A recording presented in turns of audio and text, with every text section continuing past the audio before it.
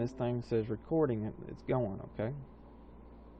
All right. Okay, so cyclic GMP is activated from the GTP, and the cyclic GMP is an intracellular mediator that alters activity of intracellular enzymes. So the cyclic GMP causes enzymes to produce cellular responses. Phosphodiesterase is an enzyme that can convert the cyclic GMP to GMP. Okay, and when the guanylate cyclase has gone to GMP, basically it is inactive to where it's not going to activate enzymes within the cell, creating cellular responses. Okay, membrane-bound receptors that phosphorylate intracellular proteins. So here we have a water-soluble hormone comes and it binds to the exterior cell membrane on a membrane-bound receptor. Okay, the unphosphorylated receptors and proteins then come into the cell. Okay, they're unphosphorylated, so not much is going on. Then they get phosphorylated. Okay, always.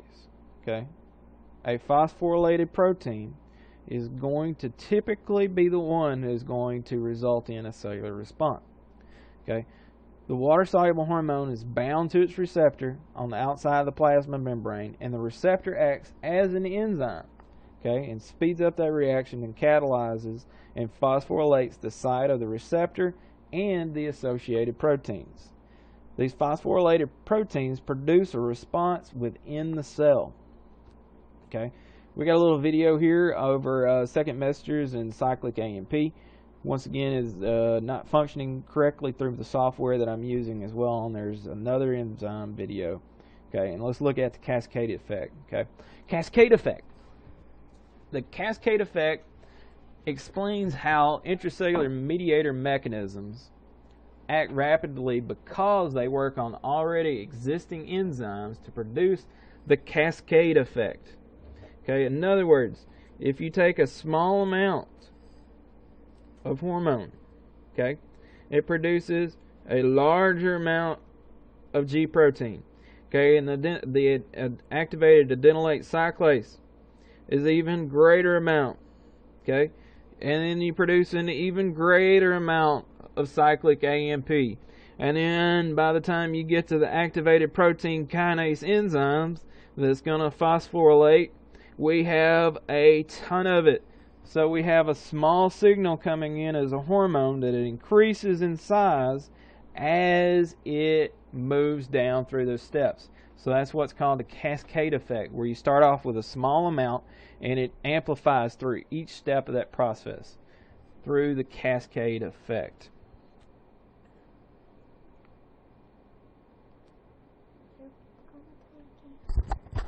Okay. Another video here on signal amplification goes over the cascade effect. If you understand the cascade effect, watch it again. Make sure you got a good understanding. It's a really good video. Okay, intracellular receptors. Lipid-soluble hormones will bind intracellular receptors. The receptor hormone complex will diffuse into the nucleus where it will activate the genes. The messenger RNA will be produced, and the messenger RNA will initiate the production of certain proteins, these enzymes that produce the response of the target cell to the hormone. Intracellular receptor mechanisms, okay, are slow acting because time is required to produce the messenger RNA and the protein. So in step 1, we see the lipid-soluble hormone here where you see the number 1 on the screen. Okay, it diffuses through the plasma membrane. It comes in. The lipid-soluble hormones then enter the nucleus. All right, so this is where we're different. Can't touch that. Okay, the lipid-soluble hormones, okay, enter the cell and they go to the nucleus. This is where we're getting really, really different from the water-soluble hormones because they acted on a mediator in the cell membrane. Here, lipid-soluble hormones can pass through because the cell membrane is made out of what? That's right, the cell membrane is a lipid. Okay, it is a phospholipid bilayer. So other lipids can easily pass through. Okay, the hormone receptor complex then will bind to the DNA. Okay. Once that hormone receptor complex is bound to the DNA, you will see the hormone receptor complex stimulate synthesis of messenger RNA, just like you would see in the transcription translation process. Okay. The central dogma of biology. Okay. Messenger RNA then will leave the nucleus, pass through the nuclear membrane or the nuclear envelope, and enter into the cytoplasm. There it will bind a ribosome, and those ribosomes will then produce the proteins and or enzymes. Okay, the newly synthesized proteins will then produce the cell's response. So it takes a while to get this initiated, but once it's initiated, it produces a protein or an enzyme that's going to stick around for a long period of time within the cell. Okay. Mechanisms of actions of lipid-soluble messengers. Once again, make sure you check this out. It's very good. It's very informative, along with that video as well. Okay.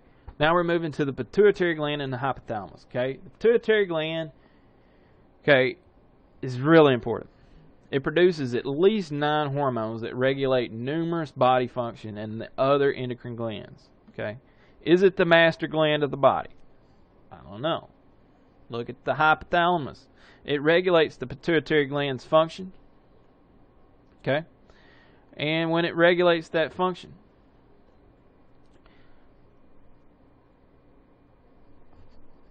okay, the hypothalamus regulates pituitary activity through the hormones and the action potential